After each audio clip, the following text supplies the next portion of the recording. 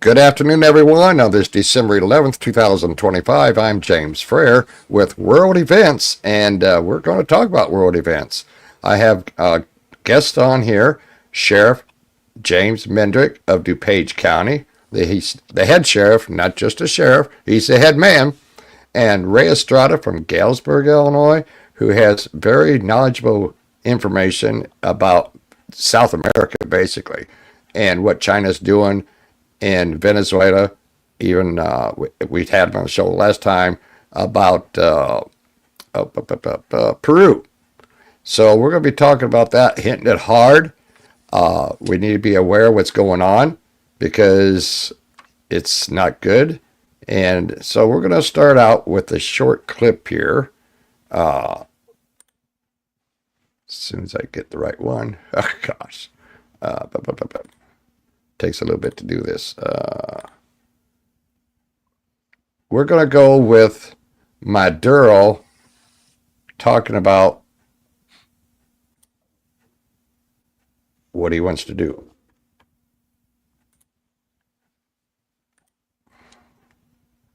Geez, Jim, hit the right keys here. It's been a long day, gentlemen. Bear with me. Take your time. Here we go. Get the right one. There we go. All right, now here we go.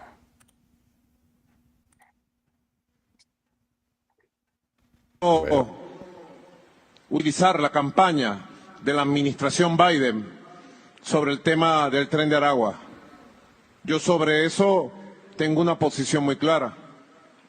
Le digo al presidente Donald Trump, con respeto, pida los informes de los últimos 4 años del FBI y la DEA, de las oficinas en Colombia, para que ustedes vean, presidente Trump, quiénes financiaron, quiénes movieron, quiénes dirigieron al famoso tren de Aragua, quiénes lo llevaron a Colombia, quiénes lo llevaron a Estados Unidos. Y pida los informes verídicos para que sepa que aquí en Venezuela nosotros derrotamos, desmembramos y acabamos con ese grupo delincuencial, violento, que pretendió utilizarse desde Colombia con lazos profundos con la antigua administración Biden para traer terrorismo a Venezuela. Si algo se puede decir de terrorismo del tren de Aragua, extinto tren de Aragua, es que querían atacar con terrorismo las ciudades del país. Y nosotros lo evitamos, mira, con inteligencia, con acción. Presidente Trump, pide esos informes para que usted vea. Se los digo con sinceridad y con respeto, para que usted vea la verdad sobre el famoso tren de Aragua. Nuestros migrantes no son delincuentes, no son gente mala. Fueron gente que emigró producto de las sanciones. Son gente de bien, gente de trabajo. Y en Venezuela le damos la bienvenida como fuerza productiva, con un abrazo amoroso. Bienvenido, vuelta a la patria. so what do you think about that video there, Ray? And Sheriff, you can listen and see your input. Yeah. It's the Bible of the communists. Every time that they are put up against the wall, they somehow come up with this humanity and also blaming somebody else, someone else for their actions. Um, it is true that unfortunately, there are quite a few schools of thought that say that the Biden administration, they aided, and Mayorkas was key in that, in bringing in some of these criminals into the United States. I think that's, without making any accusations, I think that is a very valid hypothesis, let's say. Um, regarding the Tren de Aragua, how he says that they ended it in Venezuela, that's an outright lie. Tren de Aragua, if I'm not mistaken, started some like in 1999, maybe, or 2000, no, 2002. Uh, it it became a force when they were in the prison system. And then from there, they began to extort people, and they began to extort the workers in the railways, and that's why they call it Tren de Aragua, the Aragua train. Then they moved internationally to other countries, and I'm talking like Chile, Colombia, Brazil. So they're a Yep. multinational organized crime entity with a lot of resources, financially, and also strategic logistics assets in different parts of the world, especially here in the United States. Sheriff, you want to pick up on that one? I don't know if you've had any dealings with Tren de Aragua. Yeah, so I mean, they're one component of what we're dealing with. So you got to understand, for 4 years, Joe Biden just opened up his borders. So, we're the leaders in the nation in rehabilitation in the jail. So I go to the National Sheriff's Association conferences. They're typically in Washington, D.C., sometimes other places. And I teach a course for rehabilitation. At the same time, other sheriffs that have other issues teach their own courses. So I attend the California, the Texas sheriff's presentations where their specialty is immigration and border because that's what they deal with in their jobs. So during the first year, I remember the first year of the 4 years of Biden open borders, they were showing videos during their training classes of completely unmonitored pockets of the border, holes in the fences. I personally watched people in orange jumpsuits come through unchecked. I saw people in fatigues come through with guns displayed. The open borders wasn't just that people were immigrating here illegally. It's they were creating these lines of transit, tunnel systems, travel systems, which roads are best to avoid the authorities. You even see that tanker truck, today. That was supposedly, they're hinting that it was oil that was going to be used to help support terrorist groups. So, 4 years of being able to do business in America without having to worry about borders or regulations, or even being a citizen. That was 4 years of this. And I'm telling you, Donald Trump was right when he said that they launched their correctional facilities first. I saw it with my own eyes. When these sheriffs taught these classes, they had video of all these people pouring in. You know what? The Border Patrol was stuck processing all the influx of people. They weren't guarding. They were taken out of their normal format of guarding a border and processing people and having them download apps so they could, bring more in. This was something that I've never seen before. Right now, it's estimated that there's at least 26 million illegal aliens in the U.S. I know in 2023, the last count was 550,000 in Illinois alone. So over 500,000 people. No matter what your opinion is of immigration, at least in Illinois, and I would venture a guess to say in the other states also, we can't afford another 500,000 more than 500,000 people. And that was a 2023 number. So we're probably looking at probably 700,000, right around that number in Illinois. That's education, that's healthcare, that's housing, SNAP benefits. I mean, it's unsustainable. No matter what your opinion is, we cannot take a society. We have our existing society, and now we're overlaying. Let's summon in and overlay another society on top of our existing society and compete for the existing resources. Right. Now, your topics are right on that because it's taking money away and it's reducing. That's why one thing I think cost of stuff are going up because you have more people, so you have supply and demand. Now, Ray, what I want to ask you is of those, how many that may have came in are terrorists? And are there sleeper cells within the United States? I think it'll be difficult to come up with a number that will be accurate. How many people are here that came in with clear and intentional, Right. you know, with that intent to cause harm to the U.S. But I would venture to say thousands and thousands and thousands, and I think the sheriff will agree with that. I can tell you that when I traveled, as you know, to Europe and several countries in Latin America when this was going on, and when I met with some officials from the UN, and this was back in 2021, I believe, 21, yeah, late 21 or spring of 22. They said that they had not seen that kind of displacement not even in Africa, what was going on in the United States. It was so well planned out and so intentional.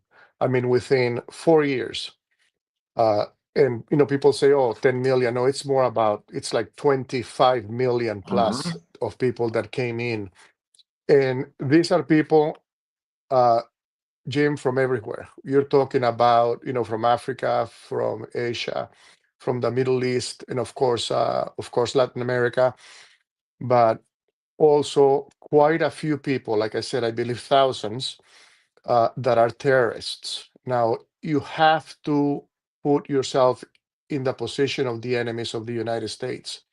You already have groups like Hamas, Hezbollah, with literal bases in countries like even Mexico, by the way, has camps from Hezbollah. And that's something that nobody ever talks about. In Venezuela, they have training grounds, they have intelligence offices there who are operating from the Middle East that are being ran by Iran right now, today. That's why they don't want Trump to go into Venezuela.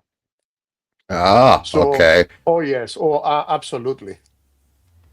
Wow. I'm going to bring up a video here, and because it's something you touched on when we were on the phone, and I know Sheriff Mendrick probably has an idea that it's happened, but I'm going to bring this up here, and it sort of makes you wonder about this right here.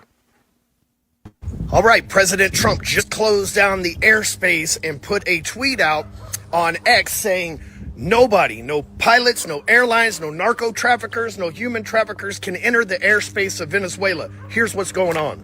Now, what they're presenting it to the American public as is that they are stopping drugs from entering our country via Venezuela. And while that is partially true, that is not 100% of the reason why we're going in and basically going to war with Maduro right now. The word on the web and the word on the streets is that when the 2020 election was fraudulently claimed that Biden had won, and if you remember back in 2020, people were talking about these Dominion voting machines. Do you remember that? The Dominion voting machines? Matter of fact, they had Rudy Giuliani hemmed up in court with a 9-figure settlement because he was saying things about the election and some of these Dominion voting machines. You remember all that? Well, it turns out the hackers, the alleged hackers from the Dominion voting machines, the IPs and everything come from Venezuela. So America is looking at this, it's the word on the street, America and Trump are looking at this as the Venezuelans hacked and stole an election. And so they are going to damage their economy, seize their drugs, which, let's be real, to get redistributed anyway, they always do, seize their oil as well so that they can pay reparations to America for interfering with our election. They just can't talk about this publicly right now because Trump's already an election denier and they say he's a sore loser and everything else, but he's got proof. This is what I hear. He's from credible sources. He's got proof, and he's going over there to prove his point. And when they go and they catch all the drugs and they stop the drug flow from Venezuela, and they go over there and they confiscate the oil, then they'll announce that turns out the election was stolen from over here too. You heard it first right here. Now, that's some guy's opinion, but Ray, I know you mentioned it, so I'll give it to you first. Yeah. It is absolutely true that this is not only about the drugs that are coming into the United States. This is about geopolitics as well, mainly, I would say. This is about Trump putting, let's say, exercising, enforcing the Monroe Doctrine that we got from James Monroe, and that was like in the 1820 something, 1823, 24. Which basically said that they didn't want any European influence in this hemisphere. Now, except now, with the global conflicts that are going on, Trump, I believe, is telling those forces from outside, which are, I believe they're not adversaries. I think they are enemies of the United States. And I'm talking like Iran and China, and of course also Russia. China has dug in deep into Latin America, and not just with this loan diplomacy, as it's called, They claim that this is just basically they want to cooperate with these Latin American countries. But the way that they are cooperating, they're giving them incredible loans, but they Mhm. themselves, Chinese companies, come and build that infrastructure, and China has control of it. The problem is that some of that infrastructure is not only for civilian use. Uh, they are building airports which are also equipped to, to receive military planes on those airports. As we discussed last time, look what they did in Shanghai, in Peru. They built an incredible deep water port, and they have expanded it. They are the ones that control what comes in and what goes out. There will be nobody there, uh, regulating it, not even the customs office, because they are now being run by people who are in agreement with China, because they have been, and I know this is kind of an accusation, people believe that they were bribed. So China basically is in charge of that port. Now look what happened in Brazil. China is now the biggest trading partner of Brazil, and the same trend is happening. They are gaining they're gaining ground in each country there in Latin America. The same thing is going on in Mexico, going on in Brazil. In Argentina, they have a military base, I mean, a satellite base, they say it's for the weather, that was authorized by the previous president, Kirchner, who was a leftist. Look what's going on in Cuba. Some of the military bases that were Soviet, from the old Soviet era, China now has refurbished them, and they are running it, and they are monitoring intelligence and communications, of the United States, from the United States, in those bases. So their their network is significant, and it's here already. So I think Trump, thank God, is pushing back against that. Now that's China, and then you take into account Iran, with Hezbollah and Hamas, who they finance. And the whole intent of those people to exist is to destroy the United States, to destroy the West, Yep. And besides Sheriff Israel. Mint. Yep. And Sheriff, you have any input in that? Have you seen any when you arrest people, indications of that also? Okay, so here's so I'm the second biggest county in Illinois. We get all the overspill. My jail is half occupied by Cook County residents because Chicago gives us all our business. We are seeing all of it. So I'm dealing with Russian cartel homicides. I'm dealing with the Tren de la Agua, Mexican drug cartels, and then those two compete. So the Venezuelans and Mexicans, they compete between heroin and fentanyl businesses. Russians seem to be mostly money. The Chinese are becoming very prevalent in Illinois. And you know what? You better watch out. They're buying up farmland. They're buying up a lot of businesses. They're in the seed business. They're in the pork business. They're in the medication business. You better wake up, because J.B. Pritzker just authorized, was it Goshen, Chinese company, to do all of the electric car batteries. Now, he passed on several, I say several being very modest, American companies that could have done that same work and been American contracts. But he chose Goshen, a Chinese company, to come in and take over that initiative. We're handing China America without a fight. What we're doing is we're giving it to them by land. I think we could all take a lesson from, I think it's Governor Sarah Huckabee, right? So I think it was seeds. They were taking over a seed business. Now, seed business sounds innocuous, right? Until you realize that's food source. Same thing with pork, food source, medication, that's your health care. So they're taking over these critical infrastructure needs of people, and they're buying these things up in America to where Chinese interests are going to control America. I think Governor Huckabee was right on target, where I believe she gave them 1 year, and they're going to eminent domain the seed companies that they're building there, because they're considered an enemy of the United States. And why should we, as America, we have a competitor, an enemy who says they are basically at war with us, but then we're going to give them our resources, sell them our resources, give them our contracts. It makes absolutely no sense to give somebody who is combative with our nation control of it. Exactly. I mean, I've said that for a long time. Get rid of the farmland they have. Don't let them. I mean, if they're a citizen of the United States, yes, but don't let China themselves buy farmland, and now worse than that, buy land next to military bases.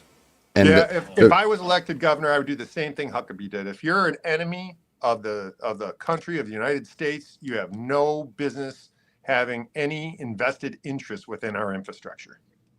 nope, none at all. I Now, agree with the sheriff 100%, and let's hope, sheriff, that you do get elected. As you know, I do support you. Thank you. I think too many people see politics as a popularity contest, and I guess it kind of is, which is unfortunate. But I think people do deserve a chance, and we have Sheriff Mendrick here who has served so many years. 30. Yeah, good Lord, 30 years. So I know that you're gonna have a primary, but I do hope that you win. I wish you the best on that. And what he was talking about, this Chinese buying property and resources here in the United States. When you pay attention to what happens in other parts of the world, you can see how dysfunctional the whole system has become here in the United States.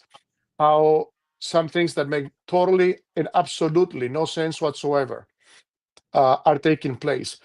Can you imagine the United States buying property in China next to their military assets? It would never happen. There are so many countries in this world that a foreign entity can never own property. And if I'm correct, even in Mexico, if you're an American citizen, you don't really have clear title to that property. You get what is called a concession of that property for an X amount of years. So you cannot inherit that property, to your family.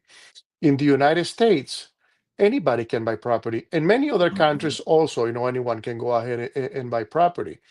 But regarding China, they're not only doing that here, but what I was saying, they are also doing it in our hemisphere. And they're doing it in a very, very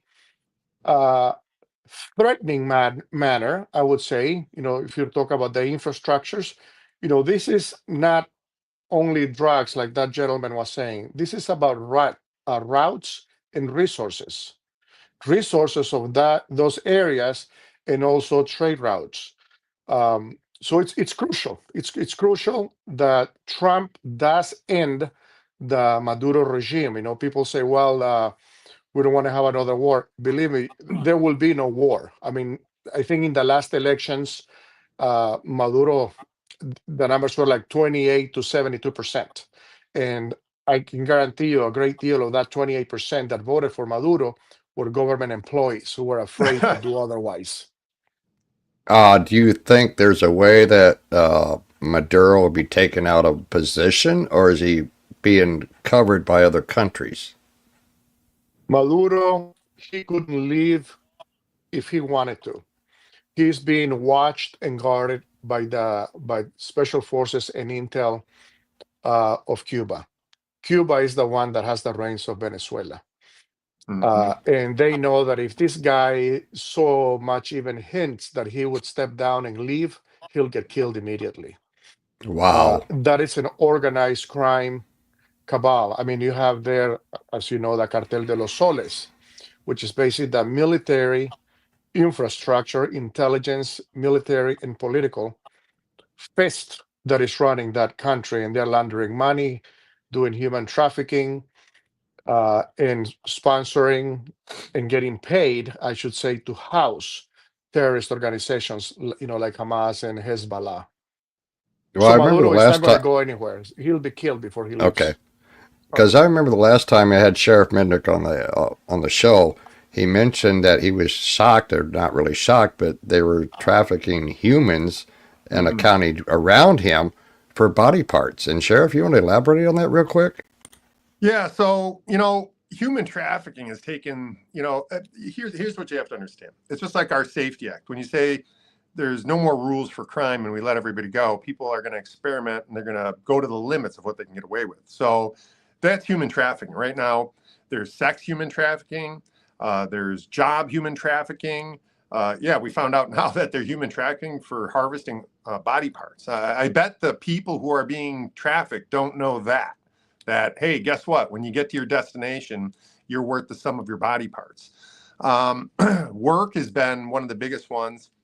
And then you have a whole different type of human trafficking out here, which it converts to where they're basically trying to enslave children by luring them into predators through cell phone technology. So human trafficking is growing. It's kind of like AI, right? There's artificial intelligence, but legislation is still back here, and all of this stuff is leapfrogging over it before laws can even be made to address half of what is going on. So yeah, human trafficking is moving. And what we have to also remember, part of human trafficking is when you're in, say, a destitute situation and you're in Mexico, or you're in one of these countries that you're wanting to leave and come here because you're being promised all of this stuff. You're typically going to have to pay somebody to get here, right? You don't have money to find travel routes, boats, tunnels. All those systems are controlled by the drug cartels. So you're going to come here is, I would call it, an indentured servant at very best. You're going to come here owing somebody. Many times they keep a family member basically in possession from where you came from to ensure your loyalty to the cause. And we're experiencing more and more of that out here. And, it's basically, they're I don't want to call them sleeper cells, but they're a part of society that is enslaved to drug cartels because of how they had to get here. Well, and the thing is, where are they getting their outlet for organs, or even who's partaking in it and who's benefiting? Just like, they could have them for sex, but who's benefiting from it, and who's the bad ones out there? Well, here's the thing. A lot of it is our own people. I saw in the COVID investigations that they were doing that, money was being charged for patients that didn't exist. There's tons of doctors going to jail now because not only were they charging the government COVID funds for medications, medical equipment, treatments, all that kind of stuff, but they were taking the COVID money, and then when they would get sent equipment or medical supplies, they were selling that on the black market. So when you see doctors in on it, when you see all these people, again, I go back to it. If you have a lack of rules, a lack of enforcement, you're asking for crime. Crime occurs when it can. And with what we've been doing in, especially our state, Illinois, we pretty much gotten rid of our laws. We have a thing called the Safety Act that, you let people out. If you're a drug dealer, that's about a 3-hour stay in our jail, and then you're let go. Short of murders, we've stopped holding people. And when you stop holding people accountable for crimes, when you stop having any kind of regulation or audit, how do you give money out to anybody without having metrics of how you're spending it, using it, and audits? I don't understand. But when you don't have metrics, usage metrics, when you don't have audits, when you don't have any kind of system to ensure how the money's being spent, that's because you don't want it. You don't want you don't want that system because you want to do with that money what you want instead of what it's supposed to be done for. Now, Ray, you want to piggyback on that about Venezuela and how they could be involved with the sex trafficking and organ procurement and stuff? Oh, no, absolutely. And what the sheriff was saying, absolutely, I agree with that. And that, there is a black market, unfortunately, and like he said, it is also from the U.S. people that are receiving and consuming. Let's say that they're the recipients of this black market as well. I'm not surprised, but something important. Yeah, even if we have the laws, if we don't enforce them, then they are useless. They're just there. They're suggestions. They're not laws. So that's unfortunate, and I'm sure it's very frustrating for the sheriff to deal with that. But unfortunately, that's how it was, in the whole U.S. for 4 years, and unfortunately, that's how it is right now in Illinois. Human trafficking from Venezuela. I mean, that's a multi-million, billion-dollar business for them.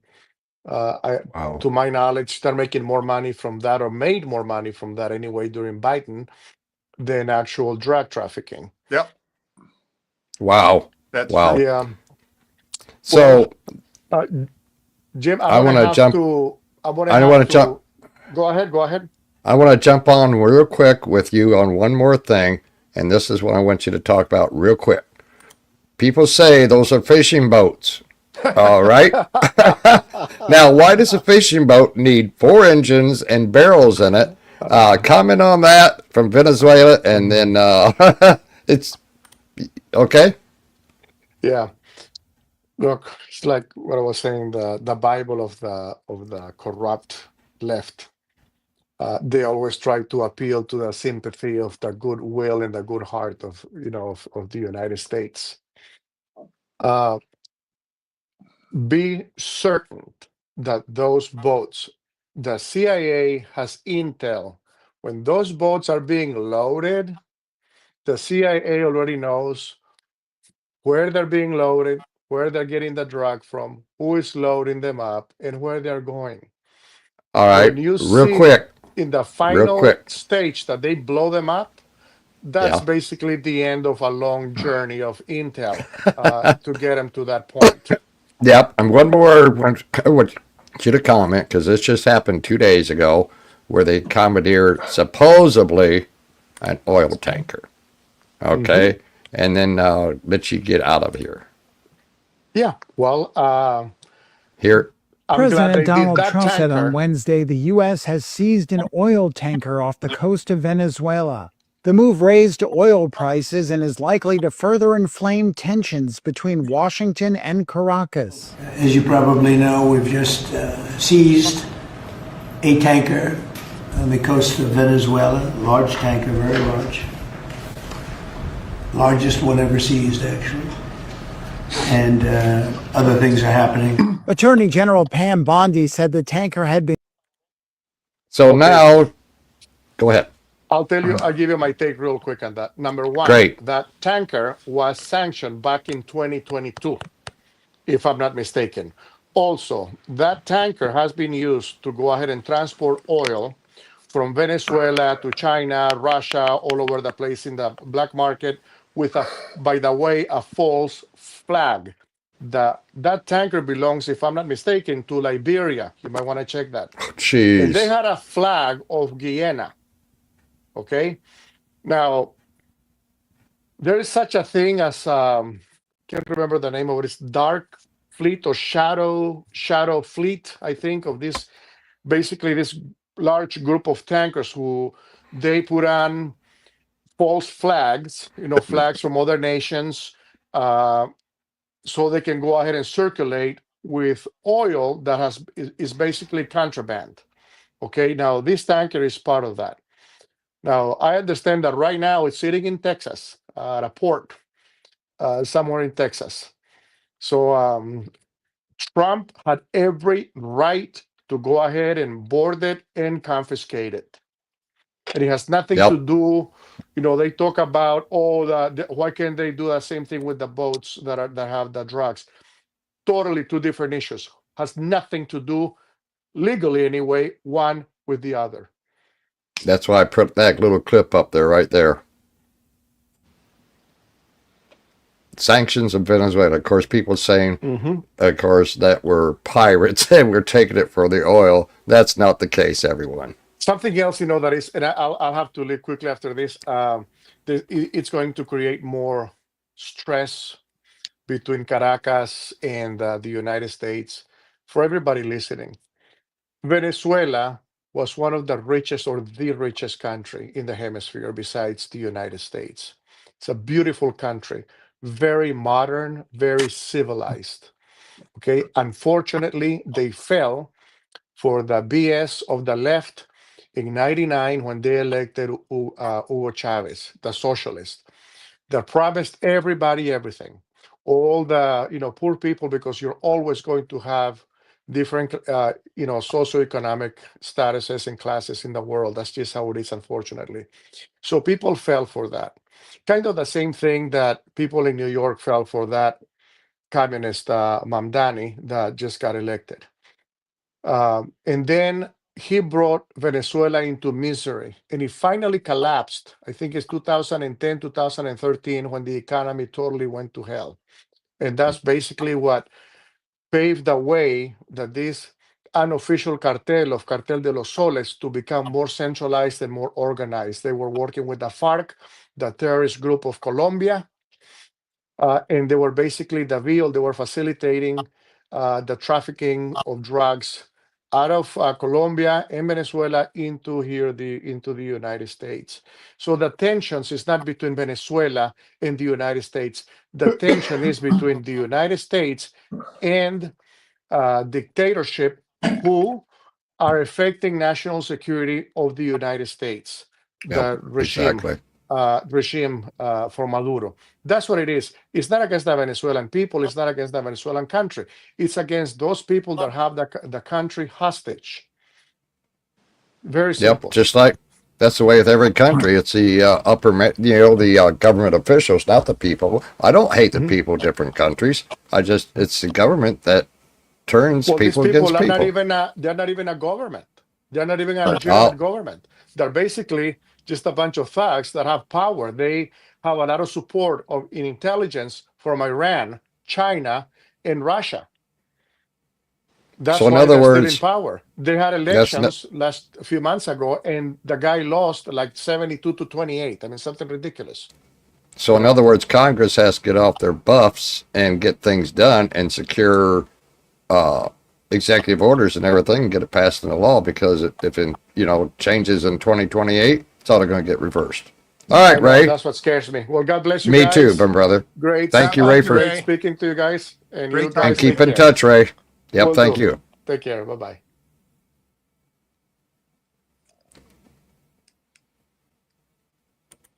So, Sheriff, what do you think about all that stuff? I know you probably knew a lot anyway. Yeah, it's very frustrating for me. Just to throw out like a few statistics, and I'm gonna after I throw some stats out, I'm gonna end with the solution for the whole thing, at least for Illinois. Okay. You never sit and gripe about problems if you don't have a way to fix it. I've always felt that way. It's great. You can chime in. Everyone has an opinion. That's great. But at the end of the day, what you can do about it, So Right. You have to have a solution. Right. So I want to start, here's a cost study from U.S. Fairs. It's a legitimate news source. They say at least $21 billion in taxpayer funds nationally have been spent by local and state governments on healthcare for illegals every year. That's just healthcare. You have to understand that we have a thing, and it's pretty much universal. It's out here in Illinois. It's called the Good Samaritan Act. If I go to an ER, they don't care if you're here illegally or not. You're going to get service. So if your foot hurts, you're going to go to orthopedics. If it's a cut, you're going to go into surgical. And so on and so forth.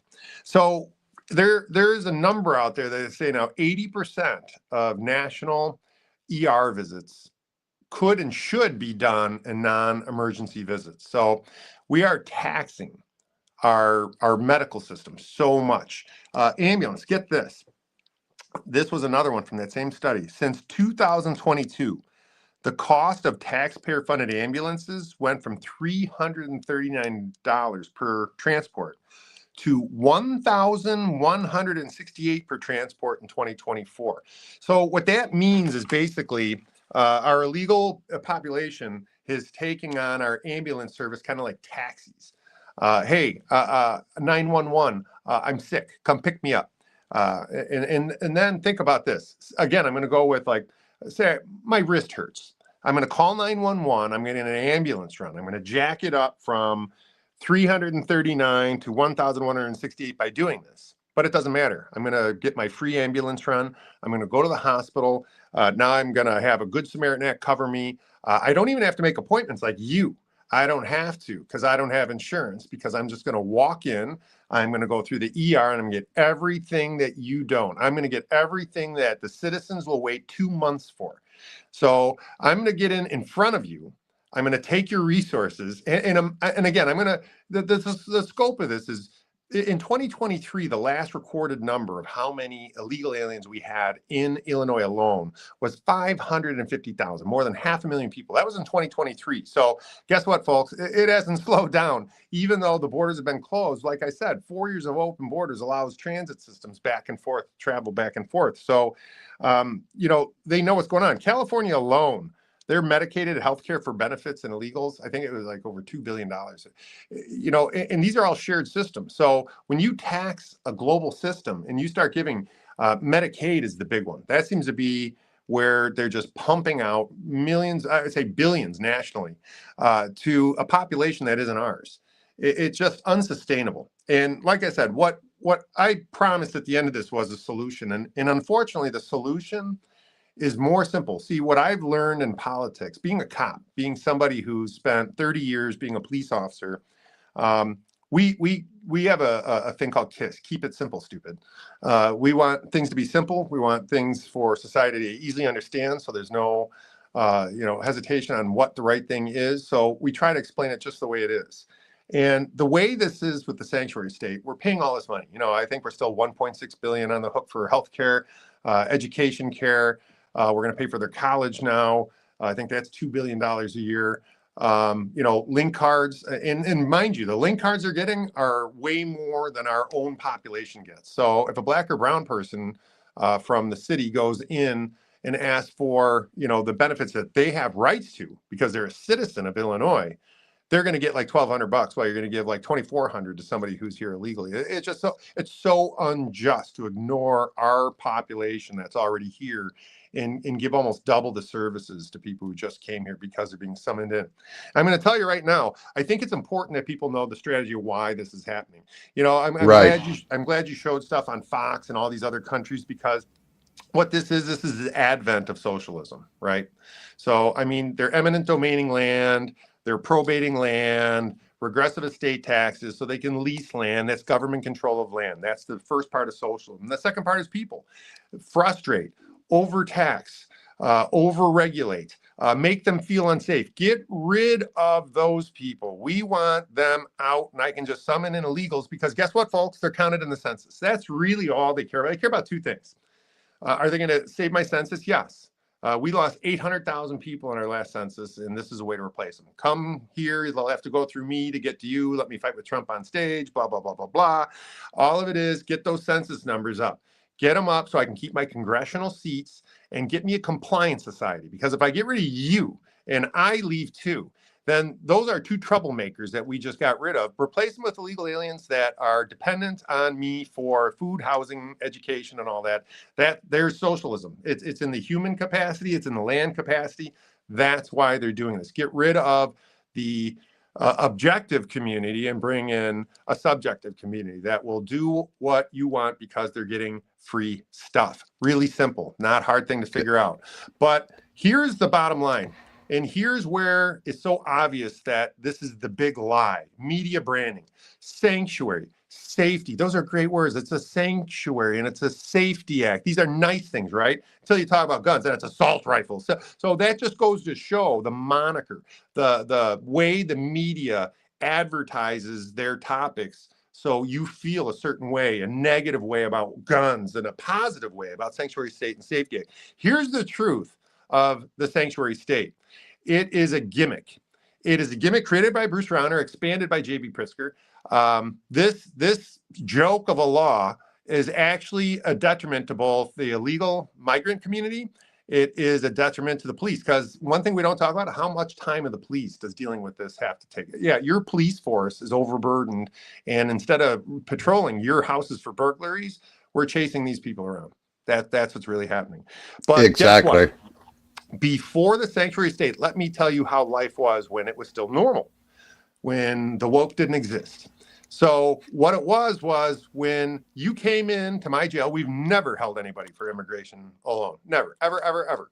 But if, say, we're going to use something easy, a battery, you beat somebody up. And by the way, when us American citizens get arrested, we get separated from our families too. You don't take Exactly. kids to jail with you. I'm sorry, that is such a feeble argument. But anyway, when you were arrested, you would be brought in, and hey, you put your little hand on the fingerprint scanner, and it says detainer. So then we call ICE. ICE has a conversation with the person who was arrested. If needed, they get a magistrate, fancy word for illegal immigration judge, and they discuss this through a consulate, ICE, and a magistrate to determine, did you run from something in Venezuela? Were you a rapist or murderer and you're trying to get away and that's why you immigrated here? They check that. Then they check to see if the crime that you just committed is heavy enough for deportation.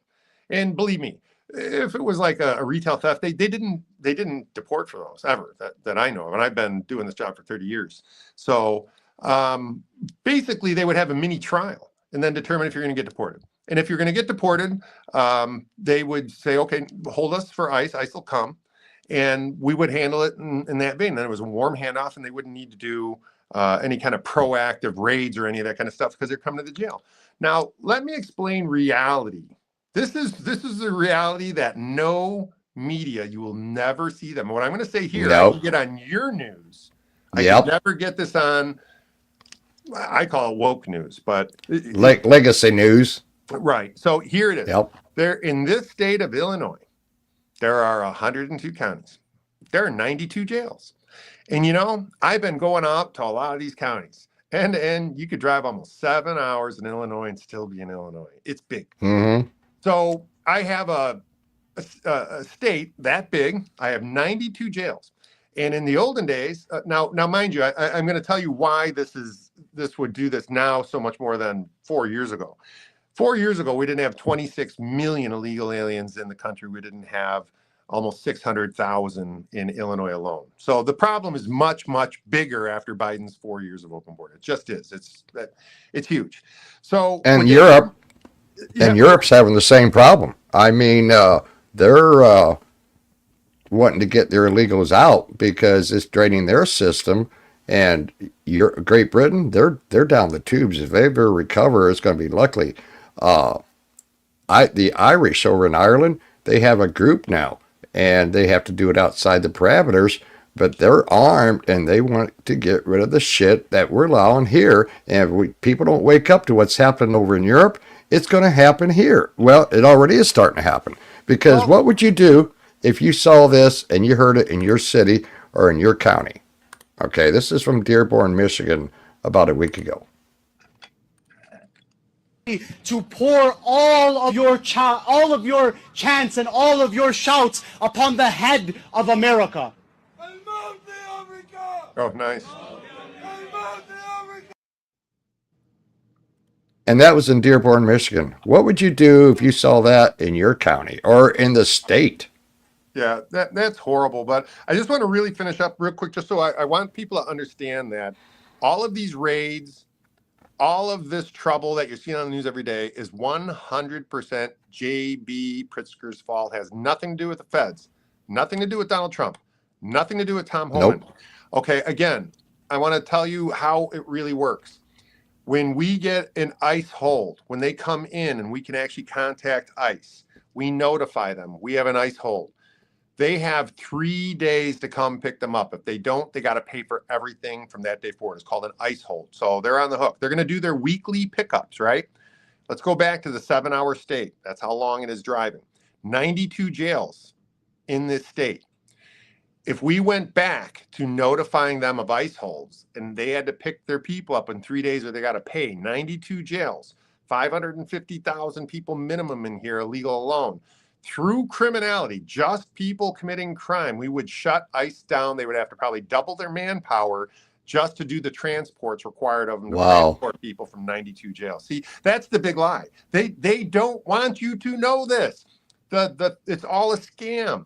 If we opened up 92 jails and called ICE every time we had an ICE hold, they have their 3-day holds, weekly trips to 92 jails in one state.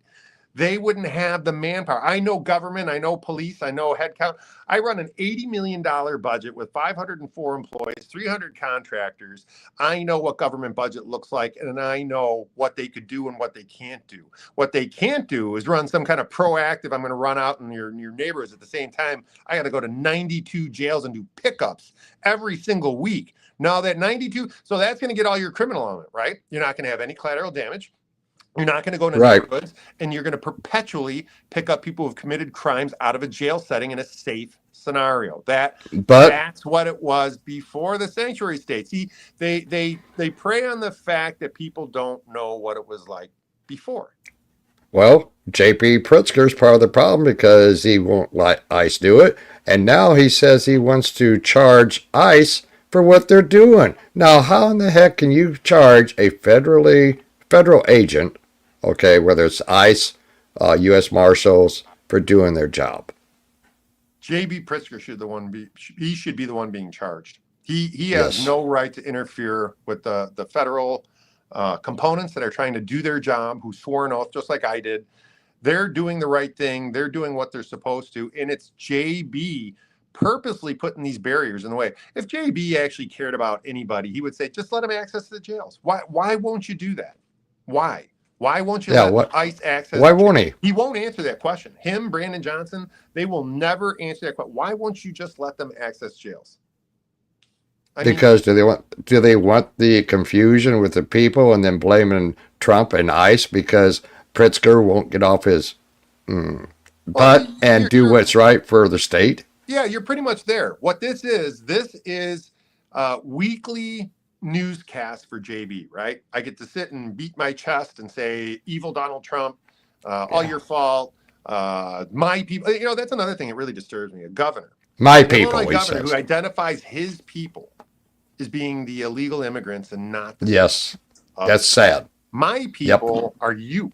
They're the citizens of the state who are being victimized. You know, 72 times you can get arrested and then burn up a lady on a train. Yeah, that's 72 times. I mean, the first 30 or 40 weren't a hint.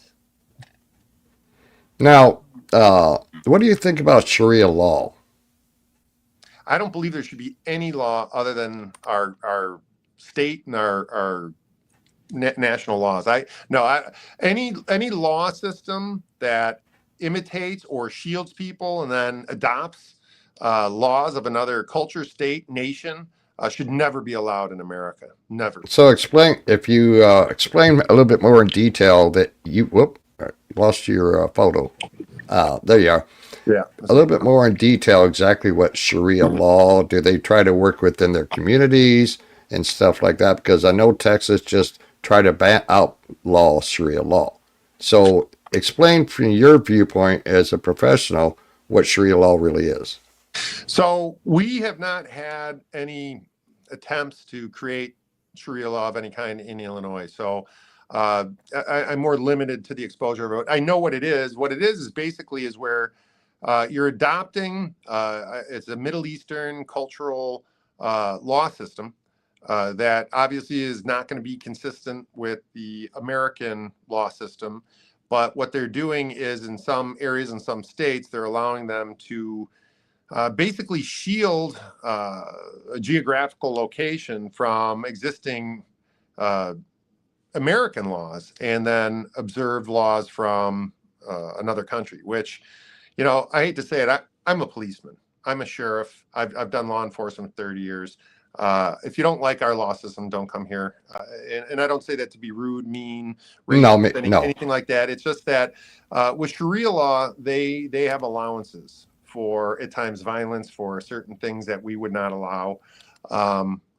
I don't believe in adopting any other nation's law system. I don't think that we should ever create space for another law system. I kind of look at it also, and I hate to equate it to stuff like this, but our school systems.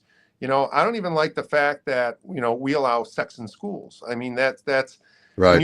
When you're starting to, you know, take what we observe as laws, you know, geez, 6 years ago, if you talk to a kid about sex, you'd be in jail. Now it's curriculum.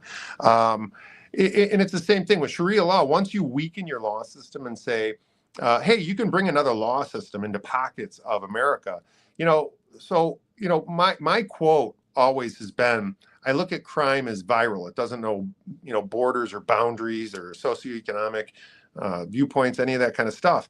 It's something that once it starts, it creeps and it goes in every direction exponentially. And Yep. once you degrade our law system and say, you can have a different law system here, you can have a different law system there. I'll be honest with you. There is a version of what I would consider Sharia law in Chicago, but it has nothing to do with Middle East. It's towns and it's cities, it's small pockets of areas that the police are even afraid to go to, right? So they're gang controlled areas in Chicago, and it befuddles me because I can't understand the police saying, I won't go there. So Well, what I don't understand, they know who these gang members are. They've run them.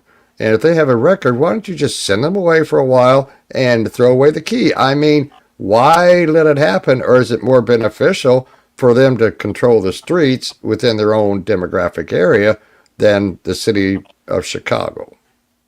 Well, I think it's more that, I don't know. It's like the woke, the far left do not believe in penalties for crime. They just Yeah. don't penalize them, and that's the whole thing. It frustrates me, being somebody who is the national leader in rehabilitation, able to actually hmm people through these problems, to have those opportunities taken away. I mean, do you know that if we bust somebody with a brick of fentanyl, heroin, they're going to be out the next day? So how do you consider those people not to be a threat to society? Now, let me tell you street life. If I'm a gangbanger, I'm a drug dealer, and I get busted with a brick of fentanyl or heroin, when I hit the streets and tell my dealer that I lost his brick, guess what? I owe him 3. Now I got to go back to work, and I got to sell 3 of these things just to make myself even with my dealer. You know how many more kids and people he's going to overdose during that process? But they're not a threat to society, right? Yeah, they're a Let the threat. guy go back Yeah. out, pay his debts to his drug dealer, flip more fentanyl, flip more heroin. And let me tell you, the fentanyl is so, and this goes back to your Venezuela, to your Yes. drug cartel, all this kind of stuff. So here's, you'll love this one. So much of that substance has been pumped into our country that they don't even cut it. So if for the viewers that don't understand what that means is, in the past, when drugs were harder to get and more expensive, they used to cut them. They would make more money out of making more substance, and they would dilute the substance so people weren't overdosing. So nowadays, you're getting pure fentanyl, 100%. We use Narcan, Naxalone, that substance that we use as a nose spray to bring you back and resurrect you. The concentration is so high in people's systems from 100% fentanyl that now typically we have to do 2 to 3 shots of the nose spray to resurrect you. So basically, Wow. invent a triple strength. So that's actually happened in your county? Yeah, that's happening now. And that's because now they're not diluting it. They're not stepping on it, as they call it in the drug culture. And it's becoming really, and that's why all the overdoses are so common now, because a pinhead of that stuff at that concentration can kill you. So if you need 3 times higher Narcan to resurrect people, that means your substance is 3 times more powerful, which means they're not cutting it because it's only $12 a day to get high. And that's what we're dealing with now. So even in the drug culture, having the open borders, it changed the whole drug business.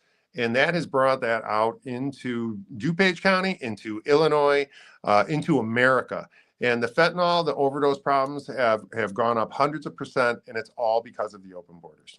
Okay. And we're getting down to an hour here, so I know you probably you got to get back to your wife, see there where she's at, And what do you think about people complaining because ICE has mask over the nose, over the mouths, and certain states don't want the ICE to do that? I know why they do it, because they get whatever, I forgot the term for it.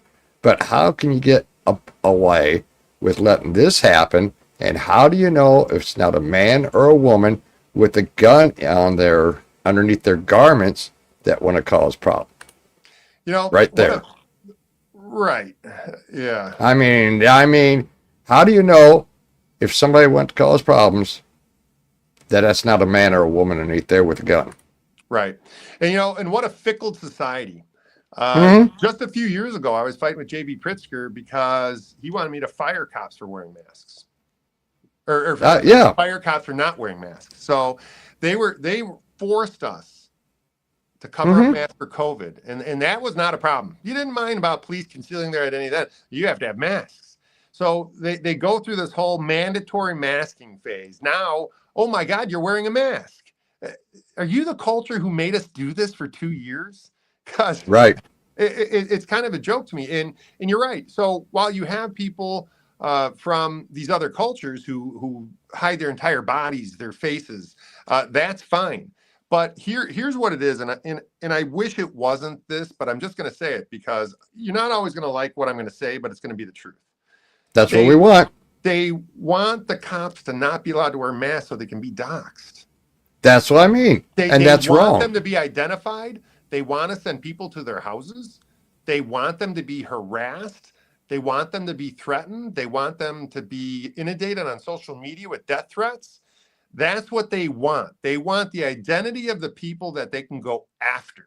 That's the only reason. Why would you insist on the identity of a government employee? There's only one reason, so I can go after them. I mean, Well, come on. Let's You know, a lot of, and here's the thing, you have a lot of cities where you cannot walk around with a mask because, or you go into a business, you can't go in there masked up with like that.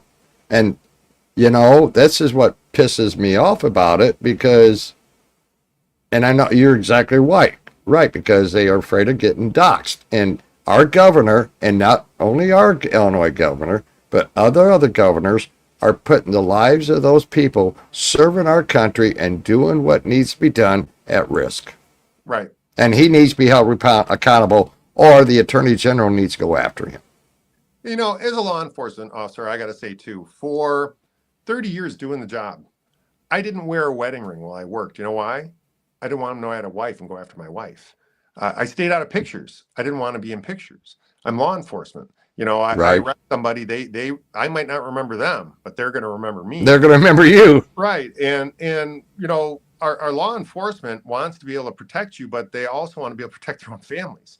And that's what you don't realize. When they're doxing these officers, they're doxing their families, right? Their little kids, their 6-year-olds, their dog, their wives, anybody who lives at that residence, because guess what? It's a golden age of internet where you can find anybody and anybody's address. So when they're doxing them now, that's a difference. You know, when they used to do this stuff before, they couldn't find you. Now in the electronic world, they can find you. And they're sending people to come after you and after your family and harass you, threaten you. You know, there's a reason why so many people are quitting the law enforcement profession. It's because of stuff like this. They're demoralized. Well, they're not getting backed up by our government. Right. Pure and simple. Now, what do you think about Pam Bondi? I mean, to me, I think there should be more charges and heads rolling. Do you think she's been threatened too, and that's why she's a little bit not going full force? Yeah, you know, I'm seeing more and more of this where you're seeing people getting doxxed, being threatened, and they're reacting to it. You know, I don't understand. You know, I'm a fighter. If somebody's going to do that to me, let's punch each other in the face till one of us falls down. I mean, that's, I think, how you have to look at this, or else you're going to be a victim of it. But you know, more and more government officials are being threatened into submission, and that's a new dynamic where, you know, even a lot of these House bills that get passed, I hear stories about these 3 a.m. Sessions where they're forcing, you know, even this new one about the sanctuaries. They just expanded the sanctuary state again. J.B. Pritzker did, and that's to make police liable to hospitals, daycare centers. Yes. You know, and that's it. They're doing it to even us, the cops. You know, now we're going to sue you. We're going to make cops suable. You know, I think it was up to $10,000 or something like that. They do everything they can to threaten, intimidate, to get their way. And you know, what a horrible direction of government to go. Well, why is it? System Why is it the fraternity? What is it? The fraternity of officers, or what? Fraternal Order of Police? Yeah, why aren't they speaking out more and backing their own men in blue and get the word out there that, you know, what's going on is not right? You know, because I get the phone calls once in a while, you want to donate, and they're not doing the job. So, you know, there is a barrier out there, and this one, it bothers me to an extent too. I understand the reason why being a cop for so long, But cops are like, politics are kryptonite to police, right? They have this thing where they want to stay out of them no matter what. Now, I think a lot of it comes from, you take your regular police, sheriffs are different. We're elected officials, so we don't have that mayor or village manager with their political beliefs that you kind of have to be in line with to survive in that job.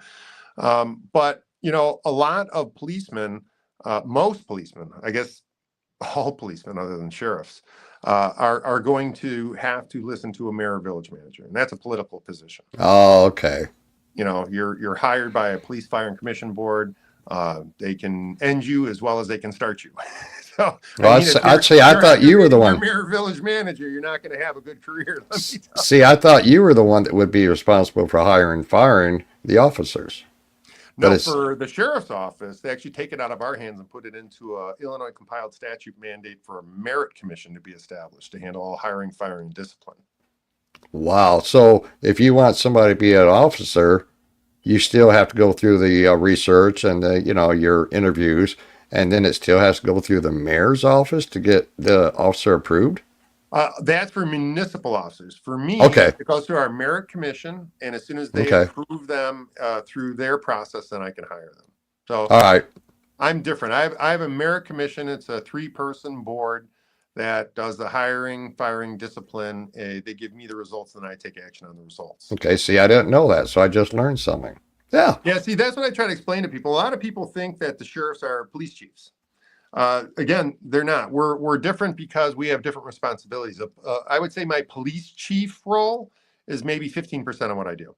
I do have the biggest law enforcement police department in DuPage. It's the second biggest in the county, but I also have a courthouse. Everything from a traffic ticket to a murder trial, I got to deal with that. I've got the only crime laboratory, a digital forensics laboratory, a host of canines.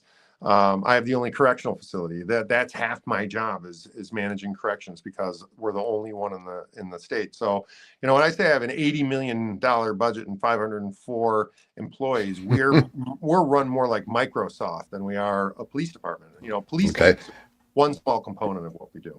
Now, how often do you get out actually on the streets yourself and get out there and partake in anything?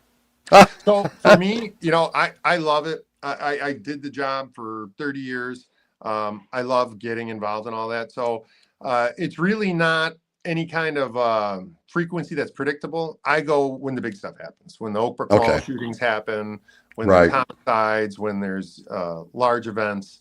I still put the bulletproof vest on and go out whenever there's anything of magnitude, because what I've noticed in what an interesting thing. Say, even in all the demonstrations, I went on all those, and now we're going to brag about a stat.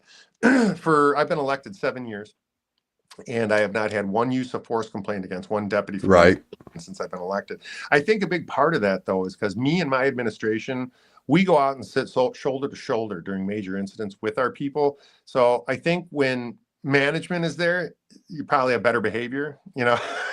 Well, to me, this is how I look at it. It's no different than in the retail environment. If your manager's out there working with the employees, they have a better value of him. Yeah. And that's exactly how it should be. If you're out there working your employees when you can, okay, they're your employees, and they see you out there, they're going to have a better respect for you. So that's what I went and did on. Yeah, the last time that I went out was not so long ago. I kind of got a kick out of it because we're there on a multi-incident issue at Oak Brook Mall. And I'll never forget being at the briefing with, 100 cops standing around. And I said, hey, I want you all to chase them to the limits. We're getting rid of the pursuit policy. Chase them everywhere, even if you have to go all the way into Chicago. And all the guys were like real happy. And then all of a sudden, you're a police chief. Hey, that's just for the sheriff's office. You guys still have policies. Yep. So that's what gains you respect in the field. It's just like any other job. They see you working. They see you moving things. Like I knew a manager at Walmart. He was the best manager, and people liked him. They worked for him because he's out there slinging stuff on the shelves and moving stuff. Other managers that sit in the back room, the morale's down. Yep. And that don't work that way because your part of your job is keep your morale up. Yep. All right, Sheriff. Well, it's been great again. Sorry for the short notice, but I tried. I didn't know what all was going on with you in the background. So you told me last night or this morning, wasn't it? So now we Yeah, know. wife's been going through a little bit of medical stuff, but it seems to Yeah, be resolving. So thank God for great. that. That's the blessing right there. Well, Sheriff, keep in touch. Remember, like I said, if you come through, or somehow I need about 10 signs because I have two people that want some and they've been asking me. I said, I got to wait till, in fact, you were out of them for a while. Yeah, they have been going so fast. We just bought Yeah. another big gross of them. Yeah. So either ship them or I think it'd be better if you're coming through Chillicothe, just give me a call a day or two ahead of time. We'll meet somewhere, or if I'm at work, you can drop them off at the gas station. Wonderful. Lee Ariano stopped at the gas station, so why not? All right, Sheriff, you have a good one. God bless you. Prayers for your wife. Tell her I said hello.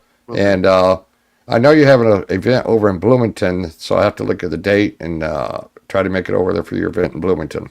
That'd be great. You need one in Peoria. I'm working on it. You better work on it hard. I will. All right, Sheriff, you have a good one. Thank you for coming on short notice, and have a good night and be safe out there. Great. Thank you. Take care. Thank you, too. Everyone, you just watched your host here, James Frere, on world events. On this show, we talked about Venezuela. We talked about a little bit about Cuba, China, what their influence is on going around the world, with Ray Estrada, and then just recently towards the last, Sheriff Mendrick, because Ray Estrada had to get going too. So again, you were watching world events, and your host is James Frere from Illinois, and I pray everyone has a blessed day. God bless, be safe, and have a Merry Christmas.